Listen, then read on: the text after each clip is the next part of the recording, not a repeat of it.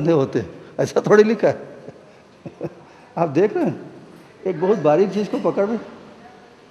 उस समय राजा अंधा था, उसका नाम धृतराष्ट्र था।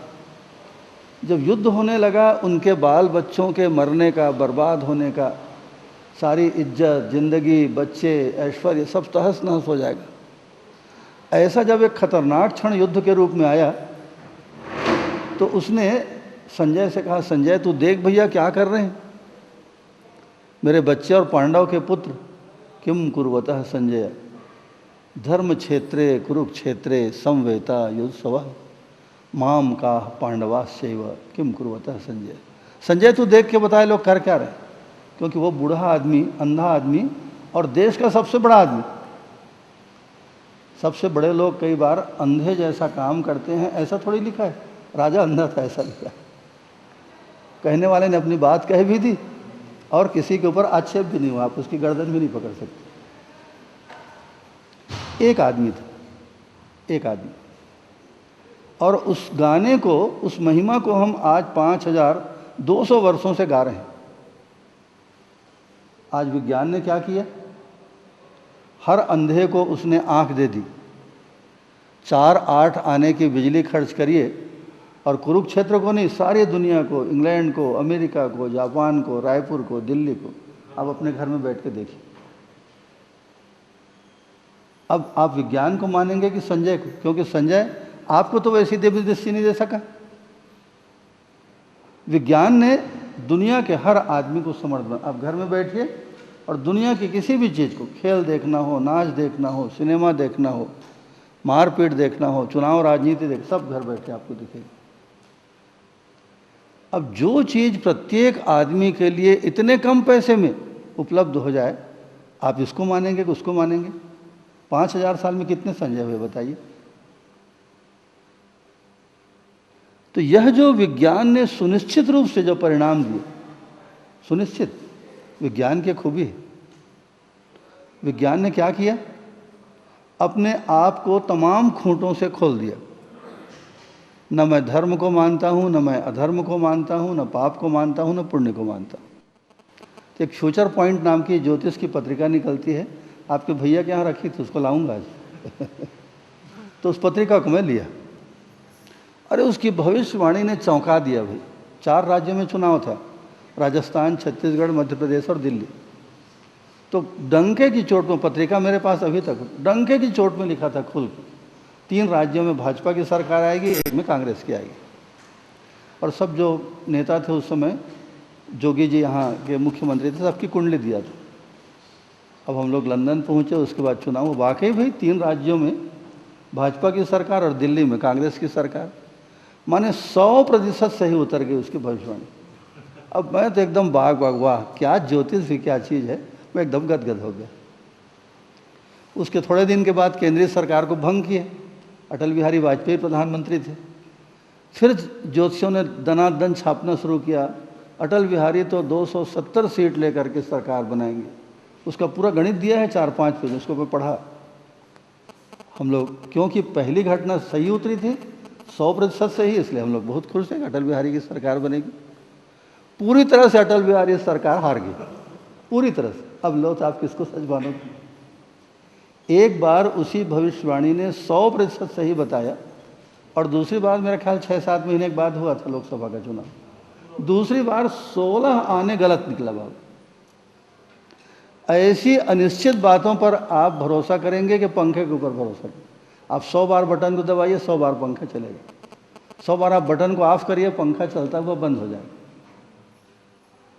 यह जो विज्ञान ने सुनिश्चित कर दिया, ऐसा होता है। ये कोई चमत्कार नहीं है, ये कोई आपके मेरे मन का खेल नहीं है, नियम। जो आदमी उस नियम से चलेगा, ऐसे परिणाम आएगा। ऐसा जो विज्ञान ने सुनिश्चित किया, विज्ञान का सोच क्या है। आज आप देखते हैं ना, सारी दुनिया में विज्ञान जो है डोमिनेट कर रहा है, विज्ञान के कब्जे में है हमारा। उसने तमाम खूंटों से अपने को खोल दिया। उसने कहा भाई ईश्वर को नहीं जानते, है कि नहीं है उसका हमको पता नहीं। जब तक हमको पता नहीं मिलेगा तब तक हम नहीं मानेंगे किसी ईश्वर को। उसने तमाम मान्यताओं से अपने को मुक्त कर लिया। हम लोग बहुत सारी मान्यताओं में फंसे हैं, और उसके बाद सही को उसने खोजना शुरू किया। निर्मम तरीके से, चाहे हमारी मान्यता गलत निकले सही निकले, जो सही है उसको खोज के निकालेंगे, उसको हम मानेंगे। इस सुनिश्चितता ने 100 बार 1000 बार आप करिए, ऐसा ही परिणाम। संजय के साथ ऐसा परिणाम आता है। इंदिरा गांधी की मृत्यु हुई उस समय भारत में जो सबसे अच्छी पत्रिका निकलती थी, दमदार, और बड़े लोगों में जिसके कादम्बनी नाम, कादम्बनी ने एक ज्योतिष का विशेषांक निकाला था, आपको याद है? मुझको अच्छी तरह याद है, वो पत्रिका मेरे पास थी। उसमें भारत की नहीं, दुनिया के जो बड़े बड़े ज्योतिषी हैं, इंटरनेशनल, उनके भविष्यवाणी करते थे। और जो सबसे बड़ी घटना इंदिरा गांधी के मरने की, वो भी हत्या के द्वारा मरने की, किसी भी ज्योतिषी ने दुनिया के भविष्यवाणी नहीं की कि इंदिरा गांधी 3 महीने मर जाएगी।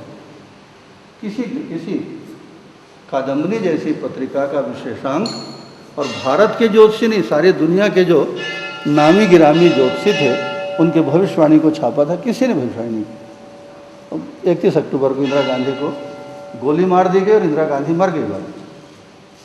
अब लो, तो इस तरह के विज्ञान के ऊपर, चाहे वो ज्योतिषी क्यों न, कैसे भरोसा होगा? उससे ज़्यादा भरोसा हमको बिजली के ऊपर होता है। आप 1000 बार बटन दबाइए, 1000 बार पंखा अचूक घूमता है। अगर बिजली की सप्लाई है, आपका कनेक्शन ठीक ठाक है, बिल्कुल पंखा घूमेगा, पक्की बात। तो इस सुनिश्चयता के कारण, क्योंकि विज्ञान ने अपने आप को तमाम पूर्व धारणाओं से मुक्त कर लिया। सच को खोजेंगे, जो सच्चाई मिलेगी उसको मानेंगे, जो सच नहीं है उसको भैया हम बाहर कर देंगे, ऐसा उसने किया। और उसके चलते आज विज्ञान सारी दुनिया की ज़िंदगी में हावी है, सारी दुनिया में हावी है विज्ञान। इस तरह की, मैं तो 2 घटना को ध्यान दिलाया आपको, इस तरह की हजारों घटना है जिसको हम जानते हैं, हजारों घटना। इसके उल्टा भी है ना, ऐसा नहीं, इसके उल्टा भी है। कई लोगों ने 100% सही भविष्यवाणियाँ दी। हम लोग जब इंग्लैंड में थे तो मैं बहुत बीमार था, बेहद बीमार, हाथ पैर सब फूल गए, तकलीफ तो थी। तो जिनके घर में हम लोग ठहरे थे, वो लड़की हर हफ्ते जो है विदेश जाती है, हर 8 दिन 15 दिन में कोई नया देश घूम के आती है, उसका काम ही है। तो मेरे रहते रहते अमेरिका गई वो। तो अमेरिका में उसकी एक मित्र रहती थी, लीलू नाम की। अब दोनों मित्र हैं, अच्छे घूम रहे थे ऐसे। तो उसने पूछा नहीं ना, वो सोच रही थी कि लीलू से पूछूंगी, महाराज जी आए हों, बहुत बीमार हैं, कब तक उनकी बीमारी ठीक होगी। तो लीलू बोली, अच्छा तुम महाराज जी के बारे में जानना चाहती हो? उसने कहा हो, अभी आए हुए हैं और बहुत बीमार हैं। तो लीलू मेरे बारे में करीब 15 बातों को बताई, 1 2 3 4 ऐसा। अब जो लड़की अमेरिका गई थी उसको भी नहीं पता था मेरे बारे में, नया नया परिचय था हम लोगों का। फिर लौट के अमेरिका से इंग्लैंड आई, मुझको मिल के बोली, महाराज जी मेरी एक दोस्त है, उसने आपके बारे में ये सब कहा है।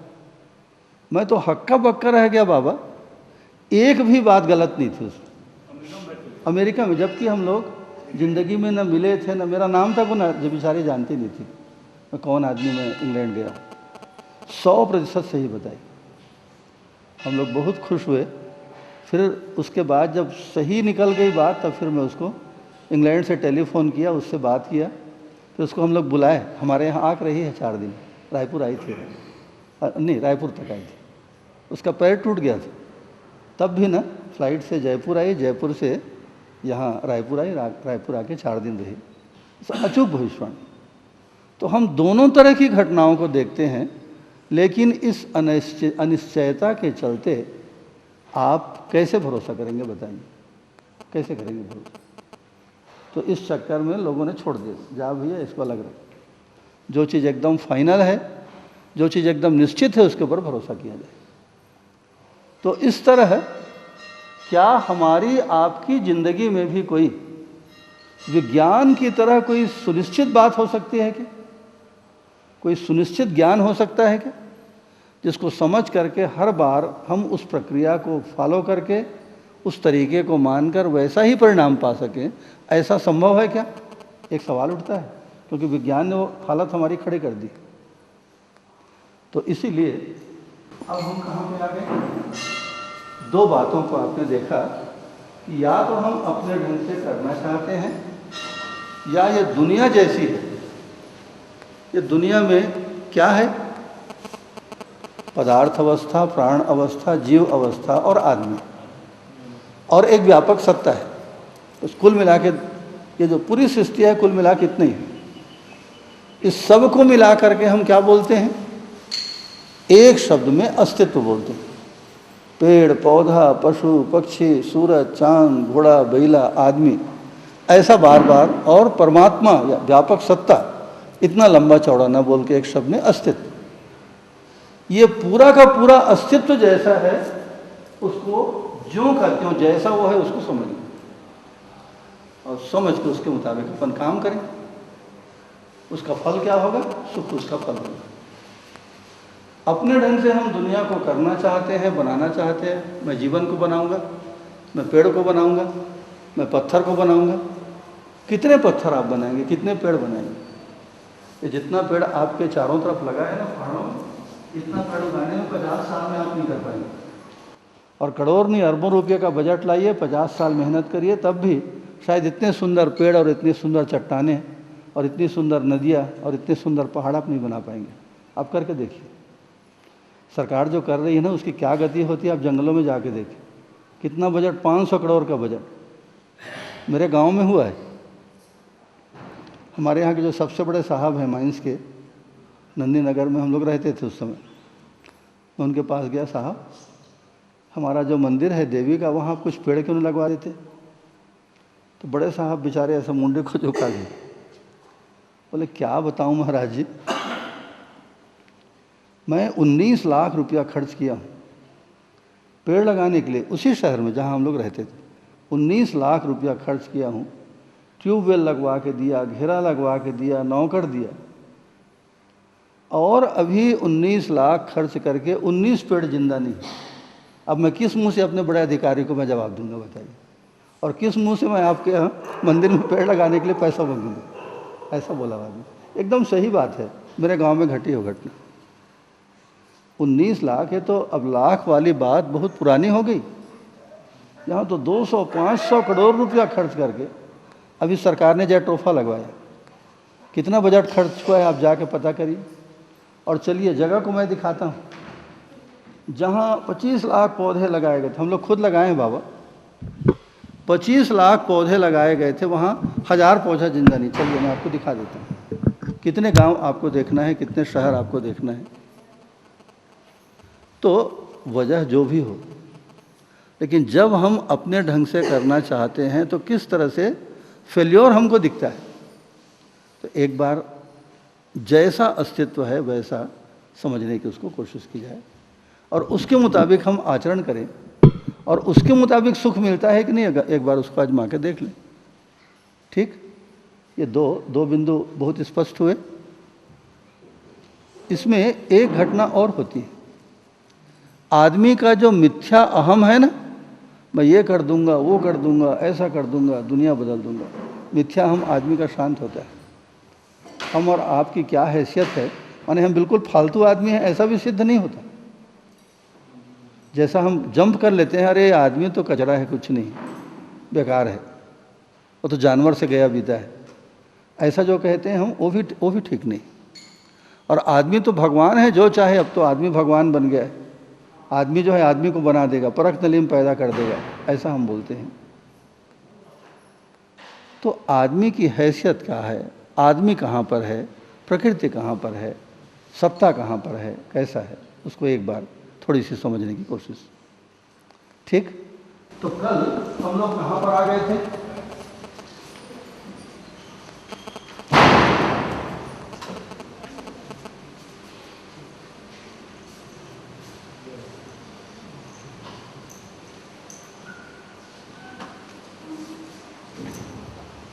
ये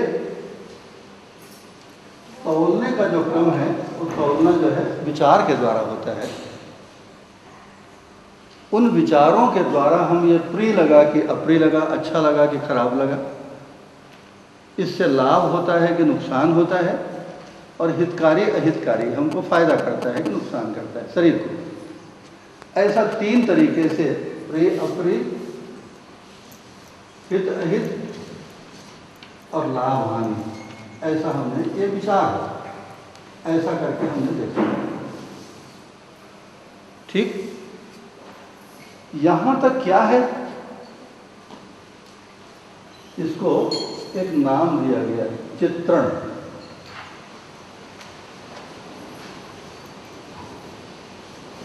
हम लोग क्या पढ़ रहे थे कल, चित्त को शुरू किए थे, पुराने योग शास्त्र लेके आज तक, और हम जो रोज अनुभव करते हैं, चित्त नाम की एक ताकत जो आदमी के पास है, मोटे तौर पे उसका काम वीडियो कैमरा जैसा है। वो 24 घंटे बस ध्वनि के, स्वाद के, रंग के, गंध के, आकार के फोटो बनाता है। 50 लाख फोटो दिन भर में खींचता है। इस तरह एक जिंदगी में अनंत चित्र हमारे दिमाग में भरे हुए, अनंत, हम गिनती नहीं हमारे पास कितने चित्र हैं। तो प्रायः प्रिय हित लाभ वाले जितने चित्र बनते हैं, ये चित्रण क्या है, अधिकतर ये भ्रमपूर्ण होता है,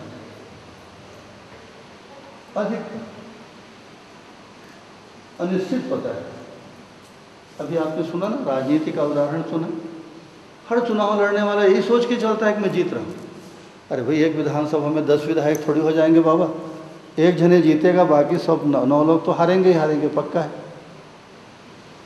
इसी तरह व्यापार में मैं 1 लाख रुपया लगाता हूँ, 5 लाख कमा लूँगा, ऐसा सोचता है। कभी कभी 1 लाख रुपया जो है 1000 रुपया बच जाता है, बाकी सब स्वाहा हो जाता है। तो भ्रमपूर्ण चित्रण लाभ को सोच करके, हित को सोच करके, और प्रिय, मजा आता है भाई इसलिए ऐसा करेंगे, ये यहां तक चित्रण कहलाता है। कल आप एक शब्द और सुने थे कि बहुत सी चीजों का हम फोटो नहीं बना पाते। जैसे न्याय, न्याय का कैसा फोटो बनाएंगे, धर्म, सत्य, प्रेम, उसका क्या फोटो बनाएंगे। ये चीज तो है, ये सच्चाई है, कोई हवाई बात नहीं है, लेकिन उसका फोटो कैसे बनाएंगे। तो उसका फिर चित्रण नहीं होता, उसका चिंतन होता है। चिंतन एक शब्द है।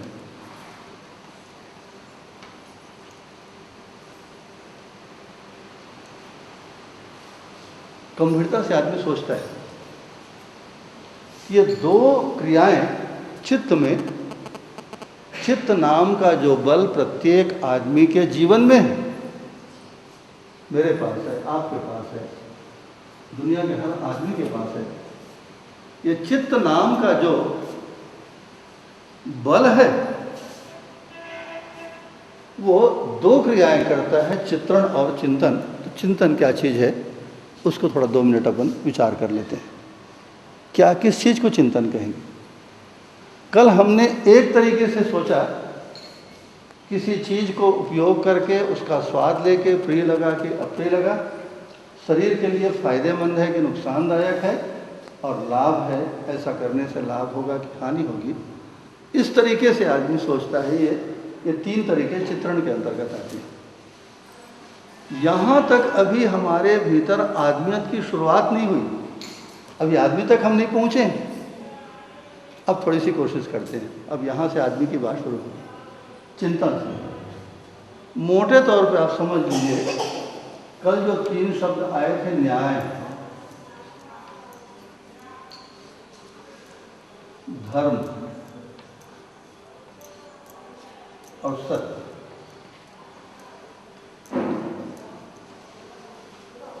ये 3 शब्द की तौलने का 6 तरीका अपने पास है। विचारों के द्वारा हम तौल के देखते हैं। तो न्यायपूर्वक तौलते हैं, धर्मपूर्वक तौलते हैं, सत्यपूर्वक तौलते हैं। ऐसा जो तौलने का तरीका है, इसको एक शब्द में हम चिंतन कहते हैं। प्रीहित लाभ के ढंग से जो सोचते हैं वो चित्रण हो गया। और न्याय है कि अन्याय है, न्याय अन्याय माने मनुष्य मनुष्य के बीच, मनुष्य और प्रकृति के बीच संबंध है। उन संबंधों में कोई मूल्य है, उसको पढ़ेंगे अपन थोड़ा सा, एक बात पूरी हो जाए फिर अगले कदम में जाएंगे। और उन मूल्यों को निभाना बराबर न्याय। उससे आदमी सुख पाता है। धर्म माने जो ताकत आदमी को मिली हुई है, तन मन धन, इन तीनों को एक शब्द में अर्थ कहते हैं। वो बहुत गंभीर मामला है ना, अभी आगे आएगी बात, उसकी पूंछ को आप पकड़ लीजिए। हम लोग आजकल अर्थ माने रुपया पैसा बोलते हैं। जो एडम स्मिथ नाम के आदमी हुए, जिनको अर्थशास्त्र का जनक, पिता कहा जाता है, उसने सीधा ऐसे लिख दिया कि अर्थशास्त्र क्या है? धन का विज्ञान है, रुपया पैसा लेन देन, इसके विज्ञान को, इसके तौर तरीके को हम अर्थशास्त्र कहते हैं। ऐसा उसने कह दिया। जबकि अर्थ के रूप में 3 चीजें आती हैं। धन तो आता ही है, आपका शरीर भी एक अर्थ है, और आपका जीवन माने मन माने जीवन का हिस्सा है। आपका जीवन भी, आपका तन मन धन तीनों मिलाकर अर्थ कहलाता है। जीवन को कंसिडरेशन में लिए बिना आप अर्थशास्त्र को, अर्थशास्त्र की सच्चाई तक जा नहीं सकते।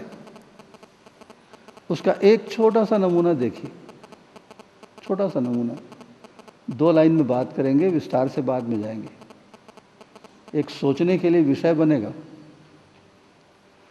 अब इस आधार पे उन्होंने क्या देखा, अर्थशास्त्रियों ने क्या देखा दुनिया में आदमी के साथ, कि आदमी की अनंत इच्छाएं। अब जो बात आप बोल रहे थे, गाड़ी वहां पे आ गई। इच्छा कहाँ से पैदा होती है उसको अभी देखते हैं। ये जो चित्त है ना, चित्त क्या करता है? फोटो बनाता है। जैसे मैंने एक शब्द कहा, रसगुल्ला। रसगुल्ला शब्द सुनते ही आपके चित्त ने उसका फोटो बना दिया, बढ़िया गोल गोल सफ़ेद सफ़ेद चाशनी में डूबा हुआ। अभी तक हमारे मन में किसी मिठाई का कोई ख्याल नहीं था।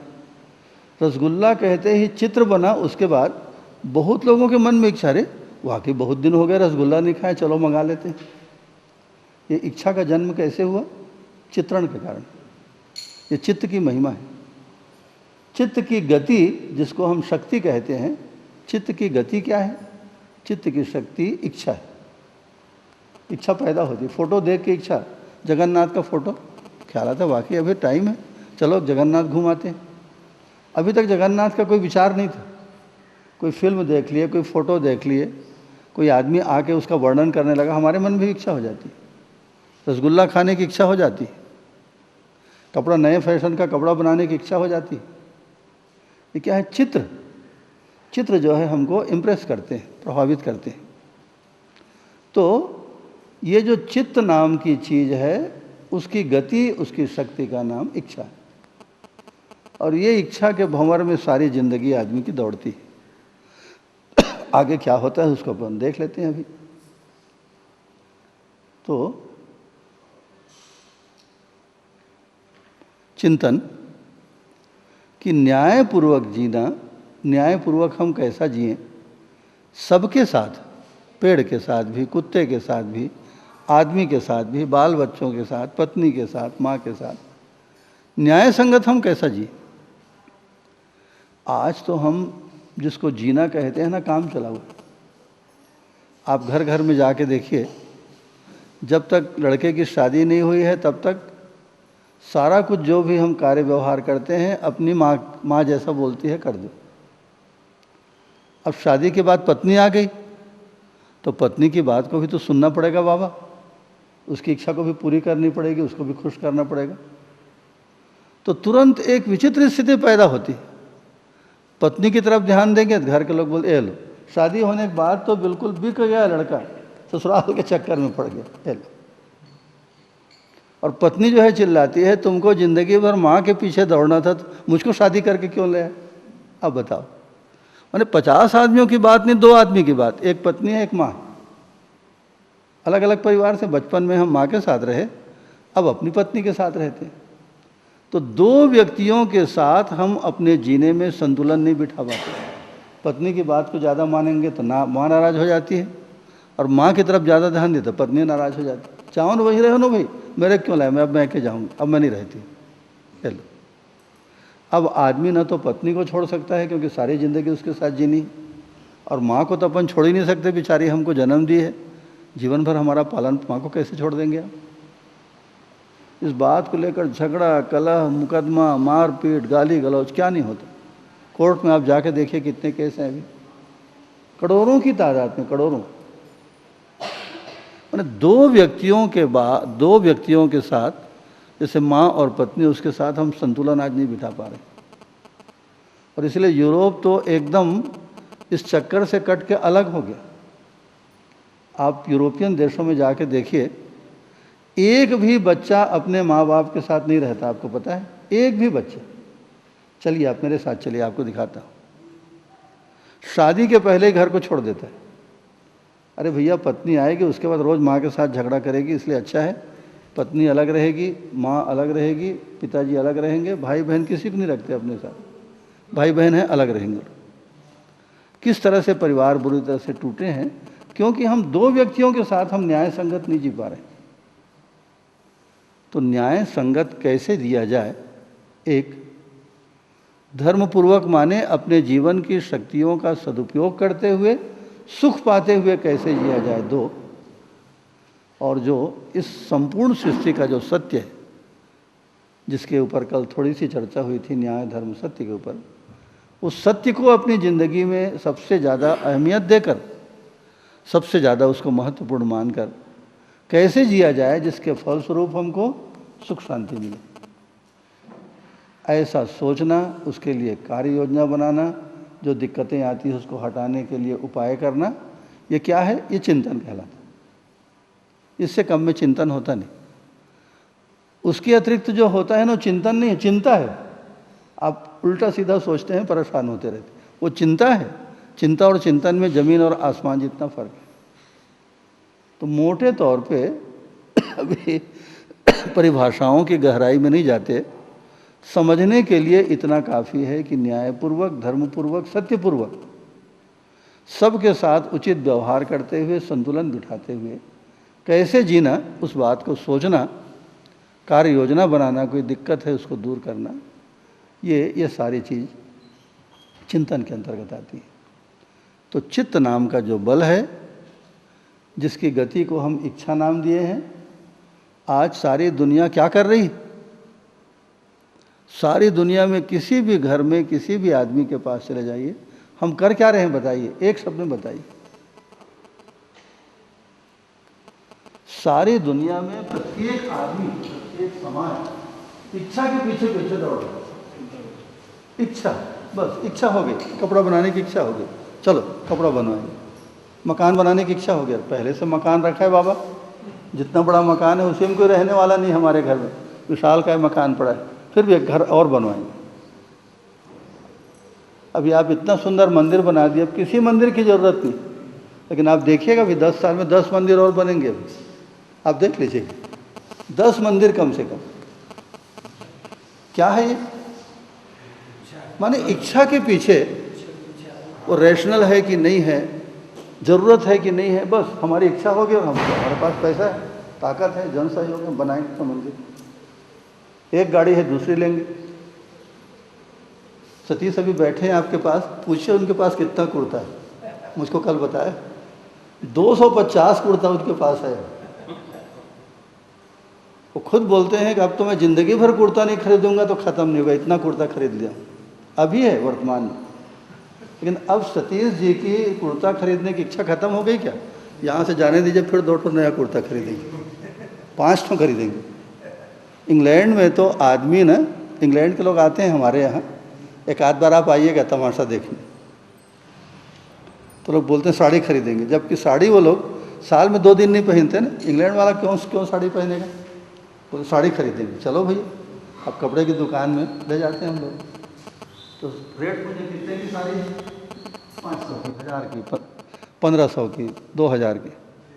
इतना खुश हो जाते हैं लोग 2000 में साड़ी, क्योंकि उनके पैसे की कीमत दुनिया में सबसे ज़्यादा है। इंग्लैंड में तो सिक्का चलता है पाउंड, वो हमारे यहाँ के 82-85 रुपये के बराबर होता है।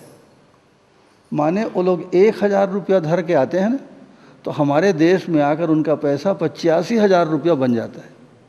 अब बताइए, फोकट में उनको, क्योंकि 1000 रुपया चाहे 1000 पाउंड हो, लेकिन उनका 1000 पाउंड भारत आए तो 85,000 बन गया। अब राजा की तरह वो लोग यहाँ ठाट से खर्च करते। तो 20, 25, 30 साड़ियाँ, ब्लाउज़ को पूछते कितना सिलाई का कितना खर्च आता है, इतना रुपया, इतना सस्ता, 50 ब्लाउज़ मेरे लिए सिल दो। 50 ब्लाउज़। हम लोग दर्जी को बोलते हैं 8 दिन के बाद जाने वाली है, रात दिन करके इसका 50 ब्लाउज़ तैयार करें। ये तो खरीदने की बात हो गई। अब उसको सूटकेस में भर के ले जाते। अब इंग्लैंड में तो साड़ी पहनने का रिवाज नहीं है, कभी साल भर में 1 दिन 1 घंटा कहीं साड़ी पहनेगी, एक ब्लाउज। 10-20 कपड़े उनके बिना पहने नया का नया रखा रहता, फेंका जाता, तब तक नया फैशन आ गया। हम जानते हैं कि वो बेजरूरत है, फालतू है, अनावश्यक है, बेकार का खर्च है, लेकिन फिर भी आदमी करता है। क्यों करता है? इच्छा जो है दौड़ाती है। हम इच्छा के दबाव में इस तरह से हिप्नोटाइज्ड हैं, सम्मोहित हैं। तो इसलिए, क्योंकि इच्छा का दबाव हमको कुछ करने के लिए, चाहे कपड़ा खरीदना हो, चाहे मकान बनाना हो, बढ़िया कार रखी है, वहाँ पुरानी कार को कोई खरीदता नहीं, उसको सीधा घुरुआ में फेंक देते हैं, बाबा ले जाके फेंक दिए, वही नई कार खरीद के ले। एक एक घर में 4-4, 5-5 गाड़ियाँ हैं, जिन गाड़ियों को रखने के लिए घर में जगह नहीं। हमारे यहाँ कोई 5 गाड़ी दूसरा आदमी भी ला के रखे ना, हम लोग बहुत रुआब, हमारे दरवाजे पर 5 गाड़ियाँ खड़ी, हम लोग खुश होते हैं। और वहाँ 5 गाड़ियाँ खरीदना हेडेक है, ले तो लूँगा लेकिन गाड़ी को रखूँगा कहाँ? न सड़क में जगह है, न घर में जगह है, न बगीचे में जगह है, इतनी जगह की कमी है। 5-5 गाड़ियाँ एक एक घर में, 4 गाड़ी, 5 गाड़ी, माने मेरी गाड़ी अलग, मेरी पत्नी की गाड़ी अलग, मेरे 2 बच्चे हैं, दोनों की गाड़ी अलग, 4 हो गए। और कभी कभी शौक में नया फैशन की गाड़ी आ गई तो एक के बदले में 2 ठो रख लिए। इस तरह से एक घर में 4 गाड़ियाँ, 5 गाड़ियाँ, जबकि ज़रूरत नहीं। कोई आदमी, हम लोग यहाँ अगर 5 सीट की गाड़ी है, 7 लोग बैठ के जाते हैं, तो हमारे पास गाड़ियाँ नहीं, 7 लोग 8 लोग किसी तरह से घुस जाओ, उसमें एक गाड़ी में बस एक आदमी, आप बैठ के जाएंगे, आपकी गाड़ी में आपकी पत्नी नहीं जाएगी, बोलिए आप निकालिए, मैं अपनी गाड़ी से आती हूँ। एक गाड़ी में ज़्यादातर एक आदमी, बहुत ज़्यादा हो गया कभी ऑकेजनली, तो पति पत्नी दोनों बैठ गए, बस 2 आदमी। हमारे यहाँ तो 5 सीटर गाड़ी है, 7 लोग 8 लोग हम लोग रोज़ चलते हैं, भाई क्या करें, गाड़ी ही नहीं। तो एक सच्चाई को हमने देखा कि इच्छा का दबाव हमको किसी कार्य को करने के लिए, चाहे वो आवश्यक हो या अनावश्यक हो, हमको प्रेरित करता है। और जब उल्टे सीधे काम आप करेंगे तो दुख तो पक्का है, दुख तो पाएंगे ही आप। तो इन इच्छाओं को भी हम संतुलित कर सकते हैं क्या? ऐसी इच्छाएं कुछ हो सकती हैं हमारे भीतर जो हमको निरंतर सुख दे, ऐसा संभव है क्या? एक सोचने का तरीका है। इच्छाओं को नियंत्रित, मैं कपड़ा नहीं खरीदूंगा ऐसा संकल्प मत करिए। एक शराबी जो है रोज संकल्प लेता है, एकदम देवी के सामने कसम खा दूंगा, नहीं पीऊंगा शराब। उसके बाद धीरे धीरे शाम होती है, उदास लगता है, सुस्ती लगती है। उनके पीने वाले दोस्त, अरे कहाँ तुम फालतू बातों में लगे हो, चलो घूम के आते हैं, और चल दिया, शाम को फिर पी के आ गया। अगर पूछेंगे कितनी बार संकल्प किए हो, अब मत पूछिए, शर्म आती बताने में, 100 बार हो गया संकल्प करते, और 100 बार संकल्प को तोड़ते हो गया। रोज़ मैं दिन को सुबह संकल्प करता हूँ कि शराब नहीं पीऊँगा, और शाम को रोज़ पी के आ जाता हूँ। माने अपनी इच्छाओं के दबाव में आदमी कैसा परवश हो गया है। भले वो भ्रमपूर्ण हो, गलत हो, नुकसानदायक हो, लेकिन आदमी कर तो रहा है ना। तो किसी क्रिया को दबावपूर्वक रोकने की बजाय ये जो चिंतन है उसके द्वारा इच्छाओं में हम कोई परिवर्तन ला सकते हैं क्या? एक सवाल खड़ा होता है। यहीं से आदमियत की शुरुआत है, संघर्ष की भी शुरुआत है, चिंतन की भी शुरुआत है, आदमी के वास्तविक जीवन की शुरुआत है। तो चित्रण तक तो पशु पक्षी जैसा भ्रमपूर्ण जीवन आदमी जीते रहता है, कल्पना में, मान्यता में, परंपरा में, किसी सुनी सुनाई बात के आधार पर जीते रहता है। एक बार खोज कर समझ कर देख तो लीजिए कि सच्चाई क्या है। चिंतन से एक नई दुनिया की शुरुआत होती है। ये चिंतन क्या है? चित्त की क्रिया है। ये चित्त क्या है? वृत्ति के बाद चित्त एक जीवन का एक बल है। इस चित्त से क्या होता है? चित्त की गति इच्छा है, वृत्ति की गति विचार है, मन की गति आशा है। वो आशा मनुष्य में सुख पाने की आशा और जीव जानवरों में जिंदा रहने की आशा। ये जीवन के 3 बलों को हमने देखा। अब इससे भी सुपर क्लास की एक चीज,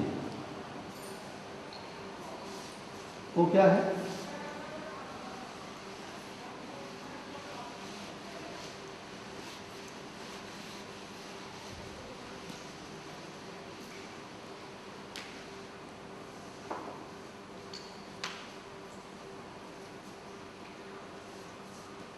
जीवन के 3 बलों के ऊपर हमने चर्चा की।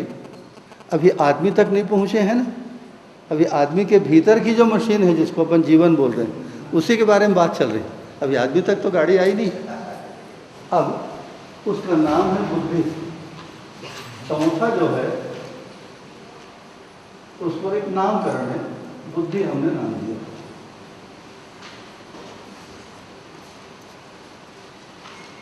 ये क्या है? बुद्धि बल है, जीवन का एक बल है। बल माने जीवन की एक ताकत। जीवन के एक बल का नाम बुद्धि है।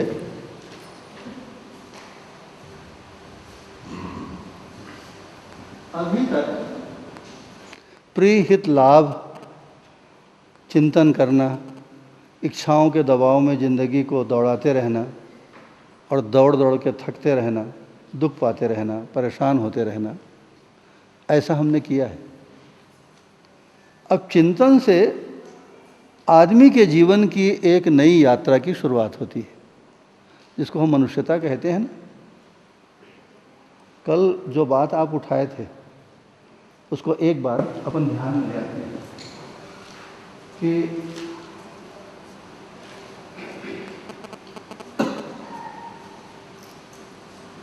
आपने एक शब्द पूर्ण कहा था किसी बात के उत्तर। कल हमने क्या चर्चा की? क्योंकि यह पूरी सृष्टि पूर्णता में डूबी है, पूर्णता में भीगी है, पूर्णता से घिरी हुई है। पूर्णता में डूबे भीगे होने के कारण परिणाम क्या हुआ? पूर्णता की प्यास हमारे भीतर आ गई। पूर्णता में गर्भित, जैसे जिस माँ के गर्भ में बच्चा रहता है, गर्भ का प्रभाव तो पड़ेगा ही उसके ऊपर, क्योंकि 9 महीने उस गर्भ में रहा है। और हम तो इस पूर्णता के गर्भ से बाहर जा नहीं सकते। 24 घंटे अभी भी इसी पूर्णता के माने सत्ता के, परमात्मा के गर्भ में। पूर्ण माने सत्ता के गर्भ में।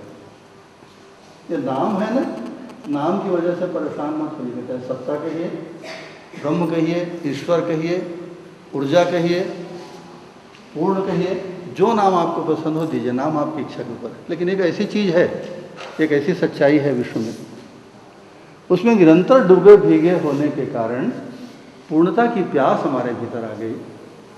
तो जब ये परमाणु, जो कल बात हुई थी, परमाणु प्रस्थापन विस्थापन से मुक्त होकर और भार मुक्त होकर संक्रमित होकर जीवन पद में आता है, वो पूर्णता का पहला कदम है। इसीलिए उसका नाम गठन पूर्णता है। माने उसका गठन पूरा हो गया। पूर्णता की जो बात आपकी, तो उसका पहला कदम जीवन पद में जब कोई परमाणु आ जाता है तो उसको गठन पूर्णता नाम दिया गया। माने पूर्णता की ओर यात्रा करते हुए पहला कदम। जैसे रायपुर से हमको आना है तो हम बाग बहरा पहुंच गए, या मंदिर आने के लिए पहला कदम। घूंचापाली पहुंच गए, दूसरा कदम। और घूंचापाली से चंडी मंदिर आ गए, तीसरा कदम। इसके बाद और आगे कुछ नहीं, हमको यहीं तक आना था। इससे आगे अब कोई यात्रा नहीं है हमारी। तो इसी तरह पूर्णता का पहला कदम गठन पूर्णता, माने एक परमाणु जीवन पद में आ जाता है। जीवन पद इसका नाम है। जैसा कि उदाहरण हम और आप हैं, जिंदा आदमी हैं, हम जीवन पद में हैं सब। ठीक, इतना पकड़ में आता है। अब आगे चलिए। अभी हम लोग जो चर्चा कर रहे हैं चित्त की, चिंतन की, बुद्धि की, ये क्या चीज़ है? What is this? ये चीज जो है अब दूसरे कदम में, अब हम लोग बाग बहरा से घूचापाली गांव आने की तैयारी कर रहे हैं, पूर्णता के दूसरे कदम की तरफ चल रहे हैं। ये चिंतन जो चित्त की ये क्रिया है, ये बुद्धि की क्या क्या क्रियाएं हैं, कौन सी शक्तियां हैं, उसको अपन देखेंगे। तो अपन पूर्णता के दूसरे कदम की तरफ, जिसका नाम क्रिया पूर्णता, एक नाम तो लिख दीजिए शब्द को, इसको कहते हैं क्रिया पूर्णता। ये क्रिया पूर्णता दूसरा कदम है।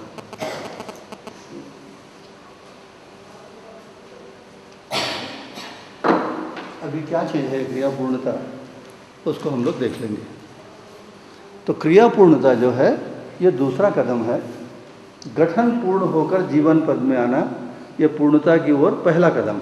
हम आदमी बन गए, हम जिंदा आदमी हैं। ये जिंदगी कहाँ से आई, जीवन कहाँ से आया, उसके बारे में कल आप लोग विस्तार से सुने। उसको एक बार उन बातों को ध्यान में ले लीजिए, फिर आगे की कड़ी आपके लिए सहज हो जाएगी। तो क्रिया पूर्णता का मतलब क्या है?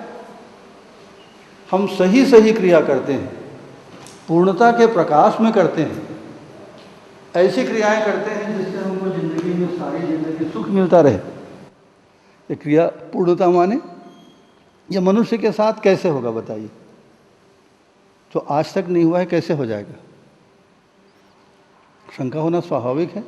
हजारों साल के इतिहास में आदमी ऐसा नहीं कर पाया है, कैसे हो जाएगा? क्रिया पूर्णता मनुष्य की तरह आचरण करने से हो जाता है। मानवीय आचरण, मनुष्य को जैसा आचरण करना चाहिए। जैसे शेर की तरह आचरण करता है, बकरी की तरह।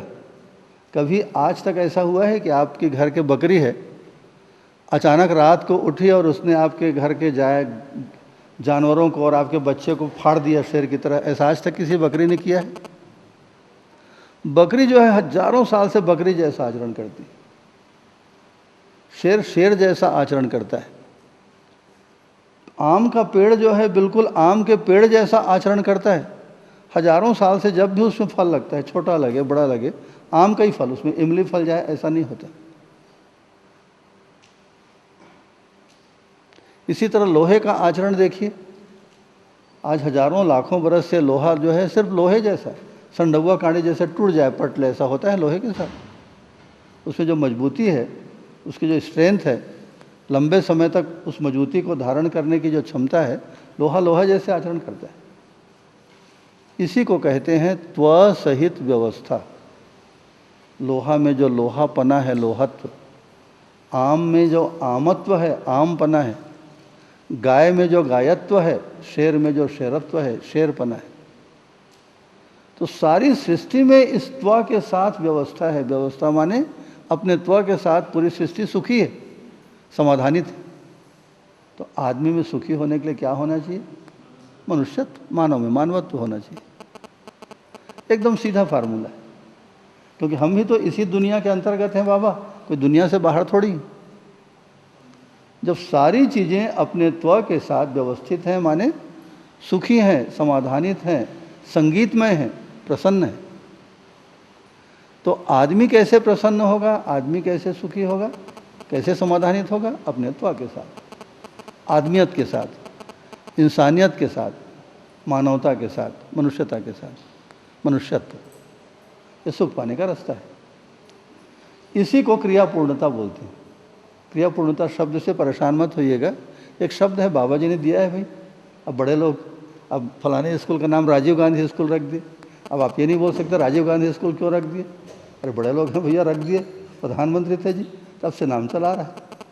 तो बाबा जी बड़े आदमी हैं, उन्होंने शब्दों की रचना की है, दर्शन को लिखे हैं, तो उन्होंने एक नाम दिया है क्रिया पूर्णता। लेकिन ये क्रिया पूर्णता है क्या?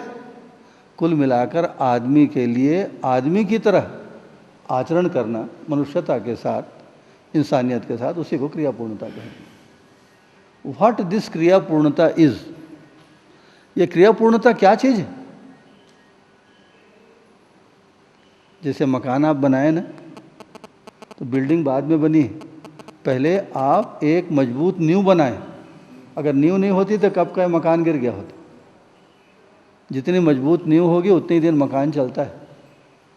तो मनुष्यता एक आदमी जीवन पद में आने के बाद, जो हम खुद हैं, ये हमारी अपनी कहानी है ना, जीवन पद में आने के बाद हम मनुष्य की तरह जीने लगे, माने हमारा फाउंडेशन तैयार हो गया, नींव हमारी मजबूत हो गई, तैयार हो गई। जितना समय लगता है, जितनी परेशानी नींव में लगती, हम लोग जिस बिल्डिंग में भी रहते हैं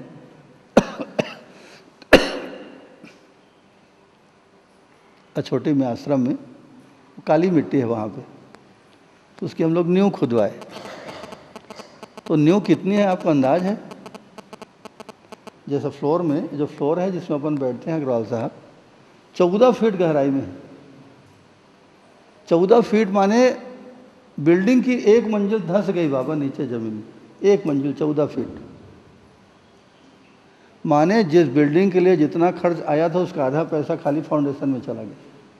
किसी को बताऊंगा तो विश्वास नहीं होगा, वो 2 मंजिल की बिल्डिंग बनने वाली थी, अगर पूरी होती ना, इटालियन स्टाइल की, इटली का ड्राइंग है, आप देख के मगन हो जाते, राजमहल जैसा लगता है। वो आधा पड़ा है, क्या करेंगे, आधा पैसा तो खाली फाउंडेशन में चला गया, और फाउंडेशन को कमज़ोर करते बिल्डिंग कभी भी धंस जाती। काली मिट्टी वाली जगह है। तो नींव बनाना सबसे ज़्यादा कठिन काम, खर्चीला काम, परेशानी का काम। उसको 42 कुआं बनवाया था उसके लिए, 42 कुआं, और वो काम चल रहा था, बारिश हो गई, कुआं भसक गया, मिट्टी नीचे चली गई, फिर निकालने का खर्चा उसको करो। इतनी परेशानी हुई, इतनी परेशानी हुई। वो तो जब नींव निकल के ज़मीन के लेवल पे आ गई ना, मुझको ऐसा लगा कि मैं गंगा नहा लिया हूँ, इतना हल्का लगा मुझको, हे भगवान अब पार हुए। अब बिल्डिंग बने चाहे मत बने, 2 साल में बने, अरे फाउंडेशन के चक्कर उपद्रव से तो बच गए। तो इतना कठिन काम है। सबसे कठिन काम देवता बनना नहीं। अगर आपकी नींव निकल गई है ना, ये दीवार को मिस्त्री लोग 1 महीने में बना देंगे, देखिएगा, और 1 महीने में ढलाई कर देंगे। बस एक फाउंडेशन भर तैयार हो जाए, उसके बाद एक दीवार खिड़की में कुछ नहीं रखा है, फटाफट होता है काम। तो वैसे आदमी को अपने उपद्रव से निकलकर मनुष्यता की धरातल पर आना असली काम वो है। क्योंकि अभी हजारों साल के इतिहास में आदमी का चेहरा लेकर के हम पैदा हुए हैं, लेकिन आदमी की तरह हम जी नहीं रहे। हजारों साल की यात्रा में आदमी आदमी की तरह नहीं जी रहा, वहाँ तक भी चलेगा। आदमी उल्टा जी रहा है, जीव जानवर की तरह जी रहा है, ये दुखद है। नीचे चला गया, गड्ढे में चला गया। जीव जानवर की तरह जीना माने आहार, निद्रा, भय, मैथुन, इन 4 क्रियाओं में, खाना पीना, सोना, डरना, और अपना गृहस्थ बना के 2-4 बाल बच्चे पैदा करना। उन 2-4 बाल बच्चों को पालने पोसने में, उनको सेट करने में, कब हम बुढ़ा जाते हैं, मरने के दिन आ जाए, हमको पता तक नहीं लगता, और आदमी इस दुनिया से चल देता है। एक जीव जानवर की ज़िंदगी हजारों साल की यात्रा में आदमी जी रहा है। वहाँ से थोड़ा सा उभार के नींव को कम से कम ज़मीन की धरातल पर तो लाइए, उसके बाद देखिए मकान कैसा बनता है। तो ये आदमी की तरह पैदा हुआ है, तो आदमी की तरह जीना तो सीख जाए।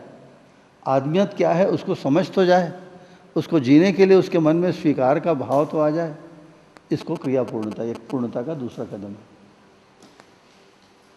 ठीक, थोड़ी देर के लिए विश्राम है, आप 10-15 मिनट में।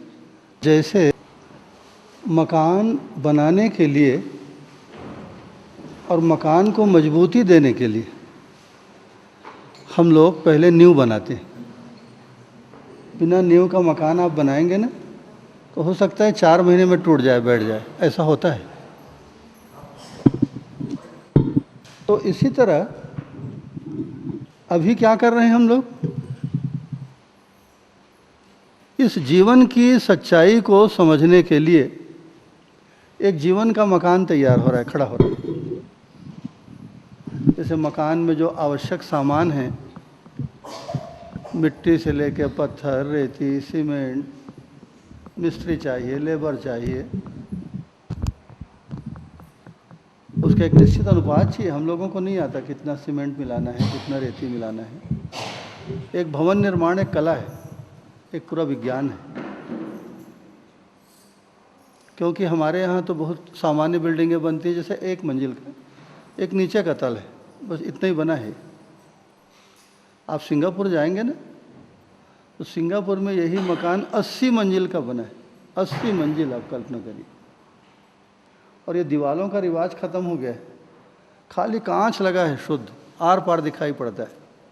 आपको प्राइवेसी चाहिए तो एक पर्दा डाल दीजिए, खोल दीजिए, पूरा दिखता है। इस तरह 80 मंजिल के मकान क्यों बना होगा बताइए? क्योंकि इधर फैलने के लिए जगह ही नहीं है, वो आबादी नहीं। वो आपके महासमुंद जिले से भी छोटा है सिंगापुर, आपको पता है? महासमुंद जो जिला है उससे भी छोटा सिंगापुर देश है, और इतनी तरक्की उसने की है कि सारी दुनिया में सिंगापुर का नाम है। तो जगह क्यों छोटी है? क्योंकि चारों तरफ समुद्र है, ज़मीन को तो आप फैला नहीं सकते। अब जो भी करना है, वो देश कहिए चाहे एक शहर कहिए, गांव, जो कहना हो कहिए, सिंगापुर एक देश है पूरा। उसी जगह में जो भी करना है आपको करना है। तो बिल्डिंग को ऐसा फैलाएंगे तो पूरी जगह तो खाली आपकी बिल्डिंग में ख़त्म हो जाएगी।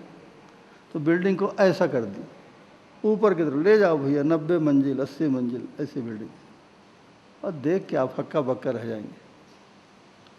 तो जब 80 मंजिल की बिल्डिंग आप बनाएंगे, ये आपका न्यू काम करेगा क्या? कम से कम 15 मंजिल बिल्डिंग, इतनी गड्ढा में तो आपको न्यू देना पड़ेगा, तब वो बिल्डिंग टिकेगी बाबा। तो हम लोग एक ज़िंदगी का जो मकान बना रहे हैं, एक खड़ा कर रहे हैं ढांचा, उसमें उसका बेस क्या है? किसी तरह गड्ढे से आप उसको ग्राउंड लेवल तक, ज़मीन के लेवल तक तो लाइए न्यू को, तब आगे बात बनेगी। नहीं तो गड्ढे में क्या कर डालेंगे आप? आपको बताया ना, 42 कुआं खुदवाए भाई हम लोग, और 1 मंजिल बिल्डिंग तो धंस गई ज़मीन के भीतर, तब न्यू तैयार हुई। तो इसी तरह इस मनुष्यता के मकान को खड़ा करने के लिए आधार क्या है, बेस क्या है? मानवीयता, मनुष्यता है। मनुष्यता को क्यों आधार बनाते हैं? क्योंकि वो लक्ष्य के द्वारा तय होगा। एक बार अगर आप कहें तो फिर से उसको रिपीट कर लें कि सुख पाने का 3 तरीका है। एक तो इंद्रियों के द्वारा, जिसको रुचि मूलक कहते हैं, मज़ा आता है खाने में, पहनने में, देखने में, सुनने में, घूमने में। इंद्रियों का जो स्वाद है, उस तरीके से भी हम मज़ा लेते हैं, ले रहे हैं। सारे दुनिया में आज वही चल रहा है। उससे आगे जाने की ज़रूरत हम क्यों महसूस करते हैं? क्योंकि वो सुख तो है लेकिन स्थायी नहीं। तो एक जो सुख पाने का जो तरीका है, जिसको आज का आदमी प्रयोग में लाता है, वो रुचि मूलक, इंद्रिय और शरीर से जुड़ा हुआ मामला है। खाओ, पहनो, फैशन करो, श्रृंगार करो, दुनिया घूमो, हवाई जहाज़ में बैठो, नई कार खरीद लो, और ऐसा करते करते एक जिंदगी ख़त्म हो जाती है। दूसरा है मूल्य मूलक, उससे ज़्यादा स्थायी, जो सुख आदमी को मिलता है भाव के द्वारा।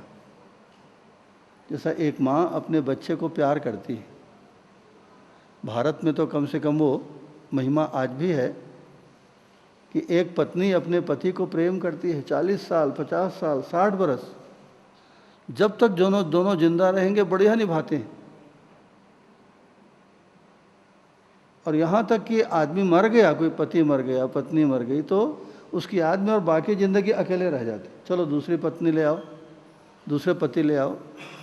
ऐसे भी करोड़ों लोग हैं जो एक पत्नी, चाहे वो जिंदा रहे कि मर जाए, तो चलो बाकी ज़िंदगी अकेले जिएंगे, ऐसी निष्ठा से निभाते हैं।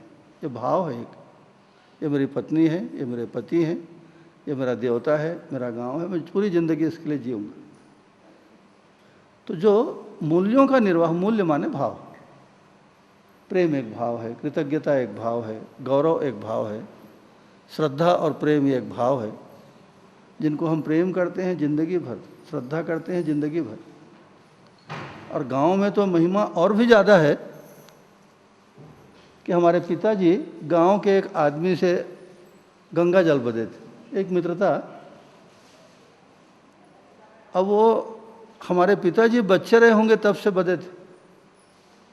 अब वो गांव के लोग, वो तो पिताजी भी चल दिए और उनके जो गंगा जल हैं मित्र वो भी चल दिए। अब उनके बच्चे हैं और पिताजी के बच्चे हम लोग हैं। हम लोग भी भाई जैसा निभाते हैं बाबा आज तक, वैसे ही सम्मान, वैसा ही स्नेह। घर में कोई शादी ब्याह कुछ होगा तो बाकायदा निमंत्रण उनके यहाँ से आता है।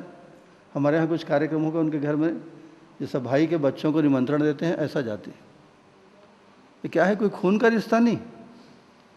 एक जो भाव पिताजी के ज़माने में किसी परिवार के साथ था, और कई बार मेरी माँ एक जने से सहेली बदी थी, सखी, मित्रता, मित्र का भाव है, उस भाव में भी अपन आएंगे।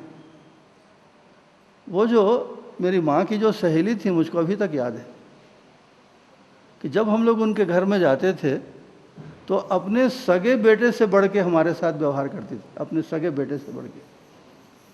और अपने जीते जी पूरी ज़िंदगी भर निभाई बाबा।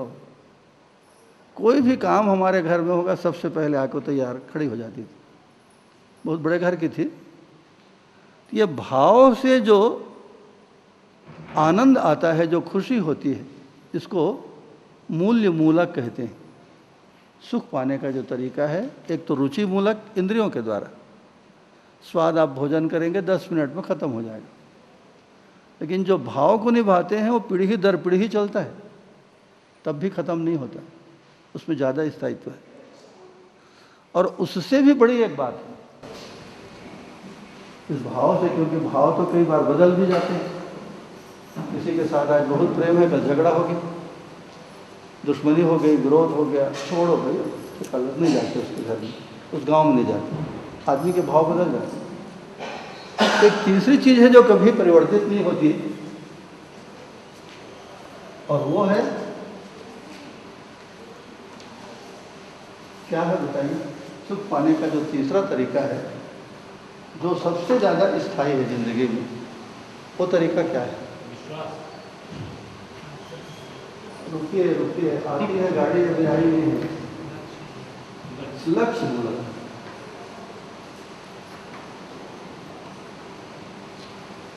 एक तो रुचि मूलक, रुचि के ढंग से हम उद्देश्य तय करते हैं। क्या उद्देश्य? कुल मिला के हमारा उद्देश्य स्थिर है, सुख पाना है, स्थायी सुख पाना है।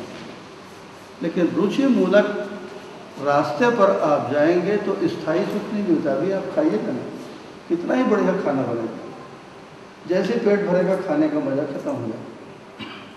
1, 2, 3, 4 फिल्में एक रात देखिए। आजकल तो ढेर फिल्में आती हैं। 4 फिल्म देखने के बाद सुख नहीं मिलेगा, आप बुद्धू का आपको सिर पकड़ लेगा। रात भर जागिए, सिनेमा देखिए, सिर पकड़ लेता है, थकावट लगती है, बेचैनी मालूम होती है। तो ये देखना, सुनना, खाना, पीना, पहनना, ओढ़ना, रुचि मूलक जो लक्ष्य है, जो लक्ष्य हम तय करते हैं, और आज सारी दुनिया उसी के पीछे दौड़ती है, उसमें स्थायित्व नहीं। फिर दौड़ेंगे। कितनी बार खाए हैं आप बताइए ज़िंदगी में, आपको याद नहीं? और कितनी पसंद की चीज़ें ट्रकों के हिसाब से हम खाएं, और पेट को देखिए कितना बड़ा, ट्रकों के हिसाब से खा चुके। कई लोग अपनी प्रॉपर्टी जमींदारी बेच के खा डाले बाबा, अभी तक उनका पेट नहीं भरा। मालगुजारियाँ गई, जमींदारी गई, ज़मीन जायदाद गई, और इतना बड़ा जो पेट है वो अभी तक भरा नहीं। अभी देखने 1 घंटे बाद फिर खाने के लिए जाएंगे, भूख लगेगी, चलिए। एक ऐसा चक्र है जो मरते दम तक खत्म नहीं होता। तो उससे ज़्यादा स्थायी भावमूलक, जिनको हम संबंध कहते हैं, अभी आदमी को आने दीजिए, फिर संबंधों को देखेंगे। वो ज़्यादा गहरी चीज़ है, वो असली उपासना। और उससे भी बड़ी चीज़ है लक्ष्य मूलक। लक्ष्य मूलक माने जीवन का उद्देश्य, जीवन क्या है उसको समझें, उसके बाद जीवन का प्रयोजन क्या है, लक्ष्य क्या है उसको समझें, उसको स्वीकार कर लीजिए, तो जन्म जन्मांतर तक आपकी खुशी खत्म नहीं होगी। ऐसा 3 तरीका है सुख पाने का: रुचि मूलक, मूल्य मूलक और लक्ष्य मूलक। रुचि जो है शरीर और इंद्रियों के सीमा में आता है। शरीर भी खत्म हो जाएगा, इंद्रियां भी खत्म हो जाएगी, और शरीर इंद्रियां दोनों है बाबा। बस खाने के बाद 10 मिनट के अंदर भोजन का स्वाद, उसका मज़ा खत्म हो जाता है। तो ऐसी चीज़ों के पीछे दौड़ने की बजाय क्यों न किसी स्थायी सुख के चक्कर में अपन जब दौड़ना ही है, क्योंकि हमारा उद्देश्य 2 मिनट के लिए सुख पाना नहीं, तो लक्ष्य मूलक माने जीवन का लक्ष्य कब निर्धारित होगा? जब जीवन क्या चीज़ है समझ में आ जाए, तब जीवन का लक्ष्य तय होगा। ये 10 मशीनें रखी हैं, इसमें से कौन सी मशीन क्या है? कोई टेलीविज़न है, कोई रेडियो है, कोई इंटरनेट है, कोई और कुछ मशीन है, कोई खाना उनको सेकने की, फ्राई करने की मशीन है। ऐसा नहीं समझेंगे तो उसका कैसा तय करेंगे आप, क्या करना है उस मशीन का? तो जीवन के लक्ष्य को तभी तय कर पाएंगे आप जब हम जिंदगी क्या है उसको समझें। तो अभी हम लोग जिस क्रम में चल रहे हैं ना, वो जीवन माने मैं, जीवन माने आप जो असली में है, उसको समझने के चक्कर में जीवन के 3 बलों को, क्योंकि 5 बल होते हैं, उसमें एक जादू है। वो ऐसा बल है जो कभी ख़त्म ही नहीं होता। एक मन नाम का बल है, दूसरा वृत्ति नाम का बल है, तीसरा चित्त नाम का बल है, और चौथा ये बुद्धि नाम का बल है। यह बुद्धि नाम का बल क्या करता है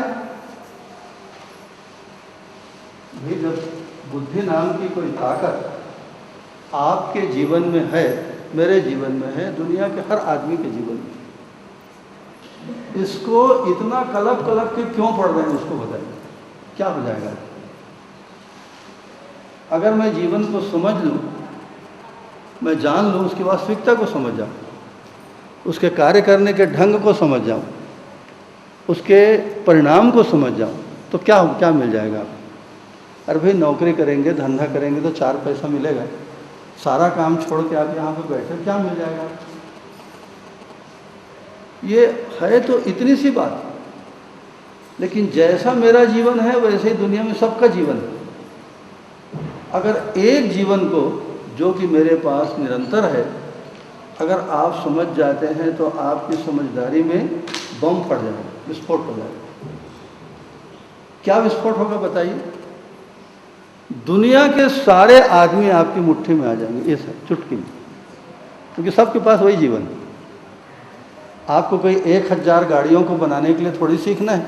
एक गाड़ी कैसे बिगड़ती है, एक गाड़ी को सीख जाइए, उसी मेक के आधार पर करोड़ों गाड़ियां सड़क में दौड़ दी, करोड़ों। एक गाड़ी को बनाना आ गया, इसका मतलब आप दुनिया की किसी भी बिगड़ी हुई गाड़ी को खोल कर बना देंगे, ऐसी ताकत आ जाएगी।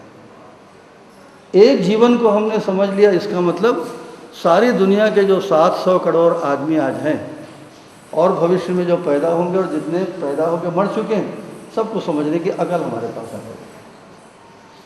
इसी को कहा गया है, अंग्रेजी में बहुत अच्छी कहावत है, नॉलेज इज पावर, ज्ञान ही शक्ति। और किस बात का ज्ञान? जीवन का ज्ञान। जीवन का ज्ञान माने मैं क्या हूँ, इस बात को समझना। और मैं क्या हूँ अगर ये बात समझ में आ गई तो उसका अगला कदम होगा, दुनिया के सारे आदमी समझ में आ गए, उसके बाद आपको कोई तकलीफ नहीं। आज हमारी 90% जो तकलीफ़ें हैं उसका कारण क्या है? आदमी हमको समझ में नहीं आता। रोज़ जो ज़िंदगी में आप शिकायत किसी के मुंह से सुनते हैं वो बस इतनी, अरे कहाँ बताऊँगा, फलाना आदमी ले के मांग के कल्पत रही से दुखेरी से दे दो भैया, आज तक 20 साल हो गए, पैसा लो वापस नहीं करे। कोई आदमी धोखा दे दिया, कोई आदमी ठग दिया, दामाद जो है बदमाश है, बहू जो है बात नहीं मानती है। हो सकता है आपकी बहू आपकी बात ना मानती हो सकता है आपके दामाद जी आपके मन के मुताबिक ना चलते हो सकता है आपको अपनी पत्नी के साथ मतभेद हो, ऐसा संभव है क्योंकि गृहस्थी में ऐसा होते रहता है। लेकिन और मामले को जरा गंभीर करिए, ऐसा भी हो सकता है कि आप अपनी पत्नी को ना समझ रहे हो, अपने बहू को, अपने बेटे को, नौकर को, पड़ोसी को आप नहीं समझ रहे हैं, इसलिए आप परेशान हैं, ऐसा संभव। एक तो ये तरीका है कि लोग गड़बड़ हैं इसलिए मुझको तंग करते हैं, जो कि रोज़ हम बोलते हैं कि अरे भैया क्या बताऊँ, मैं तो पड़ोसियों के मारे मेरा जीना मुश्किल हो गया है। ये बात सही हो सकती। उसके बाद फिर राज करने का तरीका क्या है? He knows the public dealing, किसी आदमी को कैसे हैंडल करना उसको आता है। चोर को, बदमाश को, हत्यारे को, वेश्या को, साधु को, साधु के पास जाकर डंडा शरण, महाराज आपका आशीर्वाद चाहिए, महाराज जी खुश। चोर बदमाश को भी लोग हैंडल कर दो। आपको पता है, नाम नहीं लूँगा पार्टी का, उनका दफ्तर जो है बम्बई में वेश्याओं के मोहल्ले में, आप जाके देखिए, राज करते हैं पूरे देश के ऊपर। क्योंकि जिसको हम दुनिया का बुरा से बुरा आदमी कहते हैं, उसको कैसे हैंडल करना और अपने पक्ष में उसका इस्तेमाल करना, ये उनको आता है। तो जनता को जो आदमी चलाना सीख गया और अपने पक्ष में उनका सहयोग लेना सीख गया, चाहे वो बुरा अच्छा हो, उससे अपने को नहीं पता, वो आदमी राज करेगा आपके ऊपर। और ये एक कदम उससे आगे की बात है। जनता को बेवकूफ़ नहीं बनाना है, धोखा भी नहीं देना है, ठगना भी नहीं है, झगड़ा भी नहीं करना है। क्या करना है? आदमी जैसा है उसको ज्यों का त्यों समझना है, और उसके बाद देखिए वो आदमी आपके साथ कैसे करता है। अगर आप आदमी को समझ गए तो समझने का अगला कदम क्या होगा? आप आराम से उसको ऑपरेट करेंगे। ये कंप्यूटर है भाई, इतना आप समझिए, उसको ऑपरेट करिए, आपके 100 काम कर देगा। अभी जो आपके घर में 100 नौकर मिल के जो काम नहीं कर सकते, एक तो कंप्यूटर कर देगा। बस उसको कैसा चलाते हैं इतना आपको आना चाहिए, कंप्यूटर का ऑपरेशन आना चाहिए। उसके बाद 100 नौकर से ज़्यादा काम एक कंप्यूटर करेगा। इसी तरह से ज़िंदगी क्या है वो आपको समझ में आ गई, और वो ज़िंदगी हमारे पास है, वो जीवन हमारा स्वरूप है, वो समझ में आ गया तो दुनिया के सारे लोगों को आप ऐसा ऑपरेट कर देंगे। कितनी बड़ी ताकत आपकी ज़िंदगी में आ जाएगी, उसको आप अभी कल्पना करिए। सिर्फ सोचने जैसा मुद्दा है। तो उसी का तीसरा जो बल है, 3 बलों को आपने देखा, चौथा बल बुद्धि। अब बुद्धि का रोल क्या है? क्या करती है बुद्धि? हमारी आपकी ज़िंदगी में बुद्धि नाम की एक ताकत है। इस बुद्धि नाम की ताकत से हम क्या करते हैं बताइए?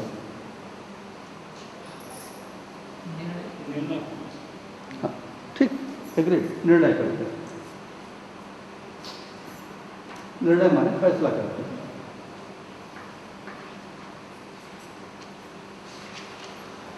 ठीक, जैसे मैं कपड़े की दुकान में गया तो क्या मुझको एक ठो कुर्ता दिखाया होगा दुकानदार? 200 कपड़े फैला के ऐसा रख देता। आप बनारस में जाइए तो 200 रुपये से लेकर के 25,000 तक की साड़ियों को फैला देते। बताओ कौन सा लेना? 25,000 रुपये से लेकर के 200 तक की साड़ियाँ दुकान में खुली। अब सारी साड़ियों को तो मुझको खरीदना नहीं है, कोई मुझको अपने घर में दुकान थोड़ी खोलना है, और मेरे पास इतना पैसा भी नहीं है, मुझको ज़रूरत भी नहीं। तो अब उन हजारों साड़ियों में से 2 साड़ी मुझको खरीदना है, गिन के। तो ये चुनाव का समय है, फैसला करने का कि मेरे पास पैसा कितना है, क्या काम है, घर में बैठ के सोना है, रात के खाली अपने घर में पहनना है। उसके लिए मैं 25,000 की साड़ी क्यों लूँगा बाबू? 200-300 की मामले साड़ियाँ बहुत है। तो ऐसा जो निर्णय लेने का काम मैं करता हूँ, बाज़ार में जाएंगे तो 25 प्रकार की सब्जी, बाज़ार को आप जाके देखिए, विदेशी बाज़ार तो आपको चौंका देंगे। अगर आपने विदेश में जाके आलू कह दिया तो यहाँ से लेकर के वो नीचे तक आलू चालू आपको मिलेगा। इंग्लैंड का, फ्रांस का, जापान का, बांग्लादेश का, भारत का, इंडोनेशिया का। ये चना आलू से लेकर वहाँ आलू तक ये आप बताइए। आपने गोभी कह दिया, पीले रंग की गोभी, सफ़ेद रंग की गोभी, हरे रंग की गोभी, गुलाबी रंग की गोभी, इस देश की गोभी चाहिए बताइए। वो मीलों तक ऐसे लाइन। चॉकलेट अगर आपने कह दिया तो चॉकलेट की एक लाइन लगी, बोरा बोरा चॉकलेट। कितना चॉकलेट चाहिए आप लीजिए। दुनिया का हर सामान एक दुकान में मिलता है, एक दुकान में। दुनिया की कोई चीज़ मिस नहीं। एक चंदनी गोंदा का पौधा भी चाहिए, उसी दुकान में आपको मिलेगा, दूसरा दुकान जाने के लिए। ऐसा दुकान खोल के बैठे हैं। अब लीजिए तो आप धर के जाइए, कितना पैसा, कितना करोड़ धर के जाइए, कम पड़ जाएगा। तो सारी दुकान हमको थोड़ी खरीदनी है बाबा। एक तो फूल का गुलदस्ता लेना है तो 2 किलो आलू लेना है, 2 किलो शक्कर लेना, 4 सामान लेना है। और वहाँ तो कितने हज़ार किस्म के सामान हैं। और 24 घंटे दुकान खुली रहती है, आपको मालूम, 24 घंटे खुली रहती है। अब एक सामान्य आदमी बकबका जाता है मैं क्या लूँ और क्या नहीं लूँ, तो वहाँ आपको क्या करना पड़ेगा? निर्णय लेना है। निर्णय किस आधार पर लेंगे बताइए? हम जो भी निर्णय लेते हैं, उस निर्णय लेने का, फैसला करने का हमारा आधार क्या होता है? किस आधार पे हम इसको लेंगे, इसको नहीं लेंगे, ऐसा हम किस आधार? समझ के आधार पर निर्णय।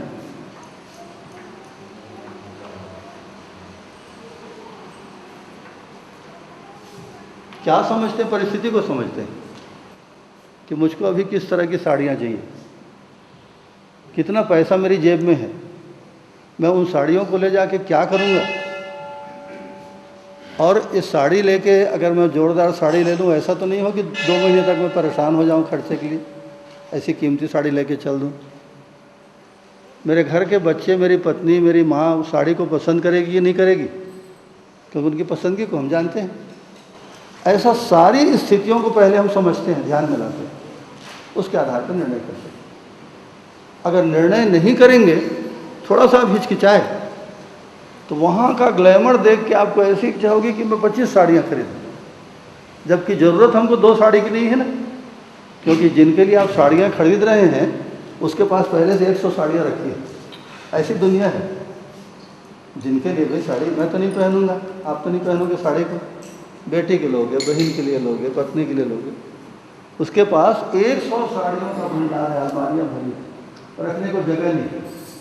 अब उसके लिए आप साड़ी ले जा रहे हैं, पसंद करेंगे कि नहीं करेंगे, नए डिज़ाइन का है कि नहीं है, उतना पैसा मेरे पास है कि नहीं है, ज़रूरत है कि नहीं है, ये तो सारी बातों को हम सोचते हैं।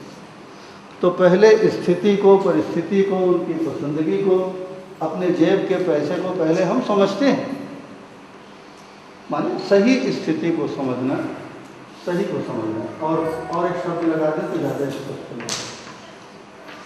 सही समझ और उसके आधार में निर्णय, चाहे वो शादी के बारे में हो, चाहे वो साड़ी के बारे में हो, चाहे ज़मीन खरीदना हो, चाहे ज़मीन बेचना हो, चाहे कहीं आना हो, कहीं जाना हो, कुछ काम करना हो, नहीं करना हो, इस धंधे में अपन पैसा लगाएं कि नहीं लगाएं, कोई भी काम आप ज़िंदगी में करते हैं तो उसके लिए अगर आपको मज़े से ज़िंदगी जीना है तो पहले सही को समझिए और उसके बाद फिर निर्णय लीजिए।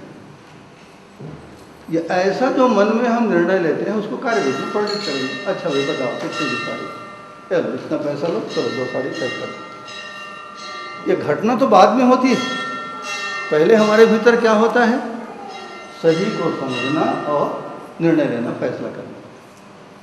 ये 2 काम हम अपने जीवन की जिस ताकत के द्वारा करते हैं, उस ताकत को हम लोगों ने नाम दिया है बुद्धि। बुद्धि का इतना ही काम है। बुद्धि का काम है 2 कार्य, सही को समझना और उस सही समझ की रोशनी में निर्णय करना। ये समझने की और सही निर्णय करने की ज़रूरत क्यों आ गई हमको बताइए? क्योंकि अगर आप थोड़ा सा चूके, एक गलत धंधे में आप पैसा लगा दीजिए 2-5 लाख रुपए, नहीं है तो किसी मित्र से मांग के ले आइए। अगर आपने गलत निर्णय लिया, आपका 5 लाख डूबेगा जा। उसके बाद घर में मित्रों के साथ, परिवार के साथ झगड़ा, तनाव, चिंता, परेशानी, आप मुसीबत में पड़ जाएंगे। एक गलत निर्णय लीजिए, एक गलत निर्णय हो गया तो आप चिंता के मारे त्रस्त हो जाएंगे। अभी एक बिल्कुल सच्ची घटना है, बहुत बढ़िया डॉक्टर है वो आदमी, उसका बेटा भी जैसा उन्होंने बताया भले आदमी, अमेरिका में जाके पढ़ा, बढ़िया पैसा कमाया। आने के बाद शहरों में तो बहुत महंगाई है, आपको पता है। बाप बेटा दोनों मिलकर बम्बई में एक शानदार फ्लैट ले लिए 1 करोड़ रुपए का। अब एक सामान्य परिवार के लिए 1 करोड़ का मकान लेना और बम्बई जैसी जगह में बड़ा सम्मान की बात है, क्योंकि पिताजी की तबीयत बुढ़ापे में ख़राब रहती है, तो बार बार उनको बॉम्बे जाना पड़ता था। बोले चलो एक मकान ले लेते हैं बम्बई में, जब जब दिखाना होगा मैं बम्बई आ जाऊंगा। बेटा तो बम्बई में रहता ही है।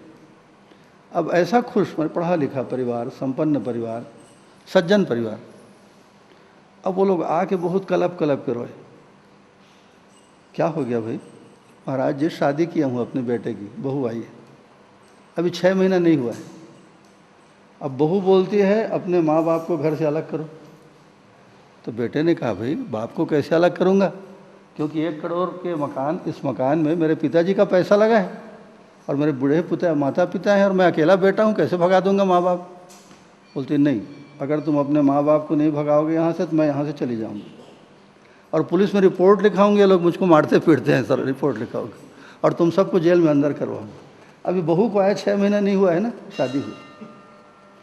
अब एक सम्मान की बात, एक सम्मानीय परिवार, डॉक्टर हैं बेचारे, बेटा को अमेरिका में पढ़ाए ले जाके, अब एक निर्णय में छोटी सी जो गलती हो गई, बहू ऐसे परिवार से आ गई जो पैसे के लालची परिवार है। और इनके बताए मुताबिक, मैं तो नहीं जानता बहू के उनके परिवार वालों को, इनके बताए मुताबिक उनके माता पिता भी इस बदमाशी में शामिल हैं, माने समझे लोग उसके। तो अभी लोग डर गए, सज्जन आदमी है, पुलिस अदालत बदनामी पेपरबाजी कई ठूँ उपद्रव होगा। तो पूछा भाई तुम कैसे मानोगे, उसको बताओ।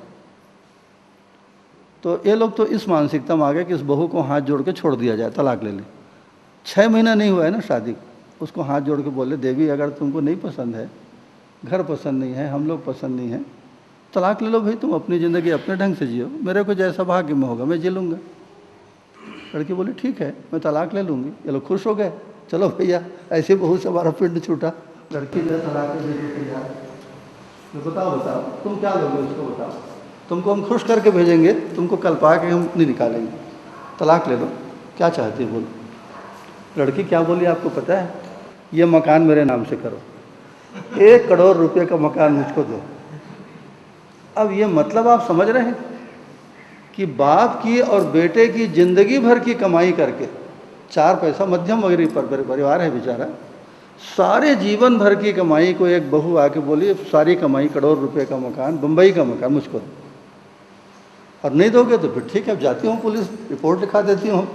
अब आजकल महिलाओं की चलती है, राष्ट्रपति महिला, प्रधानमंत्री, सुपर प्रधानमंत्री महिला, सोनिया गांधी का राज। अगर बहू झूठी भी रिपोर्ट लिखा दे, पुलिस आके आपको अंदर कर दे, तो मुकदमा फैसला बाद में होता रहेगा, पहले अंदर कर देते। अब ये कानून का जो दांव पेच है उससे हर भला आदमी आजकल डरता है।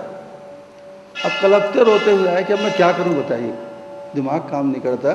हमारी पूरी ज़िंदगी भर की कमाई के बचत को लगा के हम 1 करोड़ रुपए का बम्बई मकान लिए महाराज, वो बहू बोलती है मैं तलाक तो लूँगी लेकिन मकान मेरे नाम में चढ़ाओ।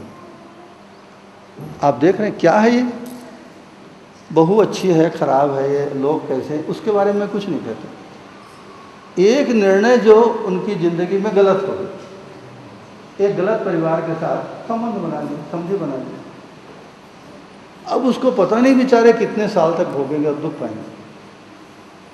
अगर बहू की बात को मानते हैं तो पूरे जीवन भर की कमाई के बुढ़ापे में क्या कमाएगा, बुढ़ा हो गया आदमी और नहीं देगा, जाओ पुलिस, हो सकता है जेल भी हो जाए, क्योंकि आजकल कोर्ट में पूरा झूठ का बोलबाला है, झूठी गवाहियाँ, वकील को पैसा दे दिए, सच को झूठ कर देगा, झूठ को सही से साबित कर देगा। तो कुल मिलाकर अगर हमको दुख से बचना है और सुख को पाना है, जो कि हमारे जीवन का उद्देश्य है, तो सही समझ और उसके आधार पर निर्णय लेके आदमी सुखी हो सकता है। अगर परिस्थितियों को, आदमी को, धंधे को, मनुष्य के व्यवहार को, लेन देन को समझने में आपसे गलती हुई, समझने में कोई कमी रह गई, तो आपका निर्णय गलत होगा और एक गलत निर्णय आपकी ज़िंदगी को त्रस्त कर देगा, तहस नहस कर देगा। एक गलत निर्णय, एक छोटा सा निर्णय क्या कर सकता है, पूरी दुनिया के इतिहास को उठा के देखिए। रावण के यहाँ कहते हैं, क्योंकि ये उड्डीस तंत्र वाला पीठ है, उड्डीस तंत्र का विकसित करने वाला सबसे बड़ा आदमी रावण है। और रावण छोटा मोटा आदमी नहीं है, सारी दुनिया का मालिक था अपने ज़माने में, स्वर्ग का, पृथ्वी का, पाताल का, देवता तक उसके देखे कांपते थे। उस आदमी की ज़िंदगी में एक गलत निर्णय हुआ। वैसे तो उसके पहले कितनी ही लड़कियों को यक्ष, किन्नर, नाग, गंधर्व, मनुष्य उठा उठा के ज़बरदस्ती ले आए और इतना ताकतवर था कि कोई आदमी उसका विरोध नहीं कर सकता। उसी चक्कर के चलते सीता को भी उठा के ले आए। एक गलती, एक बड़ी गलती उसकी ज़िंदगी में हो गई। अब देखिए उसका परिणाम क्या हुआ, उसकी पत्नी खिलाफ हो गई भाई, मंदोदरी बोलने लगी सीता को तुम वापस करो, ये तुम्हारे पूरे काले खानदान को खा जाएगी ये लड़की, क्यों बेकार लफड़े में पड़ते हो।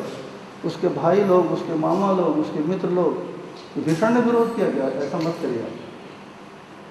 नहीं मान, ताकतवर आदमी था, बड़े लोग किसी की सुनते कहाँ हैं, क्योंकि बड़े लोग होने का मतलब है वैसा मान भी चलता है मैं चूँकि सफल हूँ इसलिए मैं सही है, जबकि कई सफल आदमी एकदम गलत है, बाबा 16 आने गलत है, लेकिन संयोग से सफल हो गया अपने को सही मान लेता है और उस बात को दूसरों के ऊपर लादता है कि मैं सही हूँ, मेरी बात सब लोग माने, मैं किसी की नहीं सुनूंगा। रावण नहीं सुना। ये उसी तंत्र की कहानी है। उसका परिणाम क्या हुआ? रावण का जीवन गया, रावण का राज्य गया, रावण का परिवार गया, रावण की पूरी जो राक्षसों की संस्कृति सभ्यता उसका सर्वनाश हो गया। एक गलत निर्णय, द्रौपदी का अपमान कर दिया दुर्योधन ने भरे दरबार में, एक गलत निर्णय उससे हुआ, बाकी उसने 1000 तरह की गलतियां की होंगी। एक गलत निर्णय बढ़ते बढ़ते इतना बढ़ा कि महायुद्ध हो गया महाभारत। उसमें दुर्योधन के 100 भाई थे, एक भी जिंदा नहीं बचा। धन, ऐश्वर्य, राज, पाट, जीवन सबका स्वाहा हो गया। ये बुद्धि नाम की चीज़ जो हमारी ज़िंदगी में सही को समझने और निर्णय लेने की जो ताकत, जो काम करती, 2 क्रियाएं करता है हमारा बुद्धि। ये कितना बड़ा मुद्दा है आपको समझ में आता है? पूरा इतिहास, जब से आदमी का लिखा हुआ इतिहास आपको मिलता है, पूरा इतिहास बस इसी बिंदु पे कांप रहा है बाबा, ऐसे भूकंप की तरह थर्राता है। एक गलत निर्णय और पूरी सभ्यता, संस्कृति, परिवार, संपत्ति और यहाँ तक कि प्राण सबका स्वाहा हो जाएगा। और एक निर्णय अगर सही हो गया तो अगर आदमी अपनी समझदारी से या किसी समझदार आदमी की सलाह मान के अगर एक सही काम कर दिया, एक सही निर्णय ले लिया, तो पूरी ज़िंदगी खुशियों से, समृद्धि से, सम्मान से तरबतर हो जाती है। एक सही निर्णय आदमी को कहाँ ले जाता है और एक गलत निर्णय क्यों हुआ? आदमी गलत निर्णय होता है सही को न समझने के कारण, या उसी को कहिए बुद्धि का भ्रम में पड़ जाने के कारण। बुद्धि भ्रम में पड़ती है तो सही को समझ नहीं पाती, सही को समझ नहीं पाती तो सही निर्णय नहीं हो पाता। सही निर्णय नहीं हुआ माने गलत अपने आप होता है, उसके बाद गलत को करना नहीं पड़ता। गलत निर्णय, क्योंकि उसके बाद जो आप करेंगे, सही की महिमा क्या है उसको बताइए। सही की एक बहुत बड़ी महिमा है।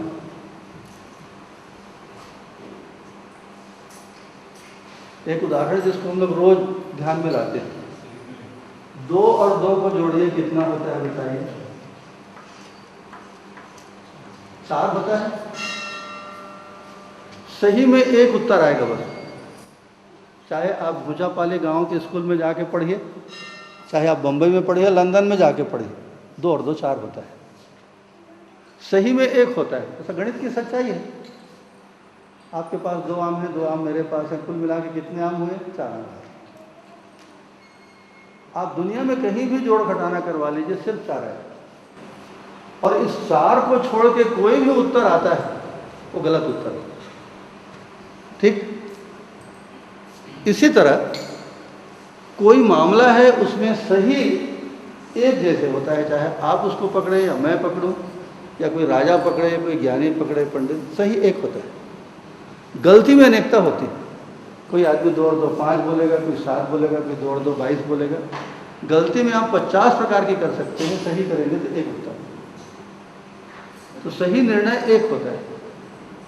वो किस आधार पर तय होता है? सही को समझने के आधार पर तय होता है। सही को समझने वाली ताकत को जीवन में क्या कहते हैं? बुद्धि कहते हैं। ये बुद्धि अगर निर्भ्रम हो, किसी प्रकार भ्रम में, किसी प्रकार के उल्टा सीधा अगर हमारी बुद्धि न चलती हो, तो सही को समझने की निर्णय सही होगा, हमारी ज़िंदगी खुशियों से ना आ जाए। और एक गलत निर्णय हो गया तो सारी ज़िंदगी, राज पाट, धन दौलत तबाह हो जाता है। खानदान, परिवार, बदनामी, मान सम्मान, रुपया सब जाता है। इस तरह की घटनाओं से पूरा इतिहास पटा हुआ पड़ा है, पूरा इतिहास पटा हुआ। एक छोटी सी घटना को आपने देखा, जब गांधी जी के आज़ादी के आंदोलन का समय था,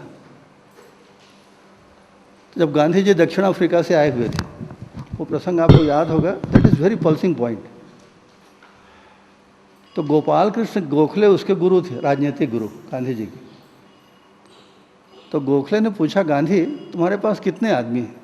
गांधी जी ने कहा, पूरे भारत। गांधी जी ने दौरा किया भारत का, क्योंकि बहुत साल से विदेश में रहते थे, दक्षिण अफ्रीका में। भारत आए सन 1914 या 15 की बात है। दौरा करने के बाद गांधी जी ने कहा, देश को आज़ाद करना है। उनके गुरु गोखले ने पूछा, गांधी तुम्हारे पास कितने आदमी हैं? गांधी जी ने कहा, करीब 64 आदमी हैं मेरे आश्रम में। आश्रम में रहते थे ऐसे साथ साथ।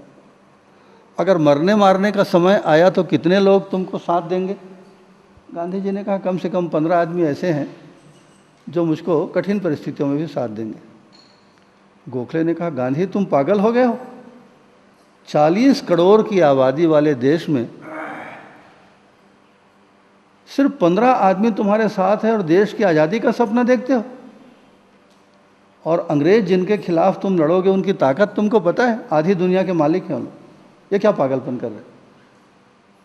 गांधी जी नहीं माने। उन्होंने कहा, ठीक है, अगर पागलपन है तो भी मंजूर है। एक सही निर्णय गांधी ने लिया कि देश को आज़ाद करना है। और जो उनको समझ में आया, उस समय का पूरा इतिहास है, आप पढ़ के देखिए।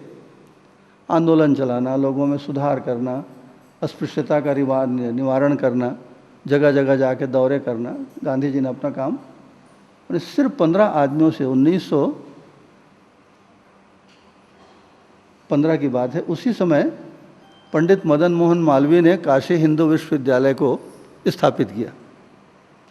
काशी हिंदू विश्वविद्यालय की महिमा आपके ध्यान में है ना?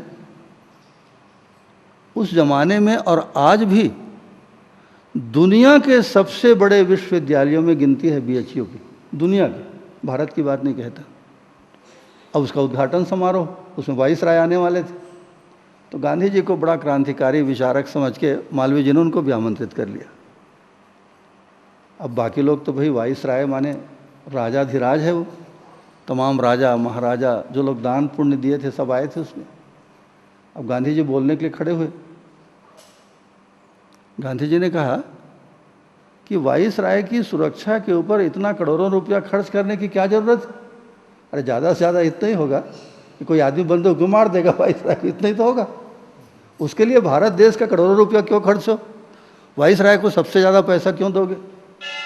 अब गांधी जी के भाषण को सुन करके लोग दहल गए, राजा लोग तो उठ के भाग गए कि वाइसराय हमारी खटिया खड़ी कर देगी। माने जिस आदमी के पास अभी 15 लोगों का समूह नहीं है, वो आदमी भारत को आज़ाद करने के लिए वाइसराय के खिलाफ उसने ऐसी भरी सभा में काशी हिंदू विश्वविद्यालय के उद्घाटन समारोह में बोल दिया। खैर, देश में बड़ा तहलका मचा। विनोद जी तपस्या करने हिमालय जा रहे थे, छोड़ के गांधी जी के आश्रम में आ गए। अपना 15-25 जो आदमी रहे होंगे उनके साथ गांधी जी अपने, वो साबरमती हम लोग गए थे उस आश्रम में। कुछ नहीं ऐसा देखने लायक, कुछ नहीं। आप जाके देखिए, अभी भी है वो जगह, साबरमती नदी के किनारे, अहमदाबाद में बना है। तो अब लोग क्या बोलते थे आपको पता है? उस समय की कमेंट्री सुनिए। ये डोकरा गांधी और ये मोतीलाल नेहरू के बिगड़े हुए टूरा, जवाहरलाल नेहरू जकर कपड़ा पेरिस में जाते धुले भर, ये रईस आदमी के बिगड़े हुए टूरा, ये डोकरा गांधी, ये मन देश ला आज़ाद करेंगे, ऐसा मजाक उड़ाते थे। ये बुढ़े का दिमाग खराब हो गया है। अरे अंग्रेजों को कैसे भगाओगे बाबा? आधी दुनिया के मालिक। और गांधी की औकात क्या है, हैसियत क्या है? 15 लोग उसके पास, 15 आदमी नहीं है उसके साथ, न कोई हथियार है, न उसके पास रुपया पैसा है, न गांधी के पास कोई मकान है, और देश को आज़ादी कर देगा। अब मास्टर, पटवारी, किसान, दर्जी, ऐसे लोग गांधी जी के साथी सहयोगी बने। ये डॉक्टर संपूर्णानंद जो बाद में उत्तर प्रदेश के गवर्नर बने, मुख्यमंत्री बने, लाल बहादुर शास्त्री जो भारत के प्रधानमंत्री बने, ये लोग कौन हैं आप जानते हैं? एक प्राइमरी स्कूल के मास्टर का बेटा है लाल बहादुर शास्त्री, प्राइमरी स्कूल का मास्टर। ऐसे लोग गांधी जी से जुड़े।